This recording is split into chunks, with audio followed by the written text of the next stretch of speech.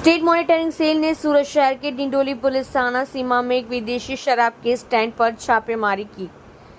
सूरत शहर के डिंडोली में आए हुए भेस्तान रेलवे ओवरब्रिज के नीचे प्लॉट नंबर 43 डिंडोली और महालक्ष्मी नगर सोसाइटी के सामने मुख्य आरोपी अंकित पाटिल के विदेशी और देशी दारू अड्डे पर राज्य मॉनिटरिंग सेल द्वारा छापामारी की गई।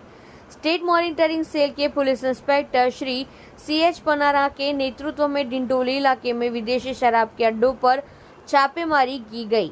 छापेमारी दौरान विदेशी शराब के अड्डे से विदेशी शराब की 565 बोतलें जिसकी कीमत 56,500 रुपये, साथ ही 4 मोबाइल फोन जिसकी कीमत 25,000 रुपये, नकदी 11,800 रुपये, 2 वाहन कीमत 50,000 रुपये और अन्य सामान बैटरी, इन्वर्टर, फोकस लाइट कीमत 9,000 रुपये कीमत के माल मत्ता के साथ 1,92,300 रुपये का पूर्ण मुद्दा माल स्टेट मॉनिटरिंग सेल के रेड में जब्त किया गया।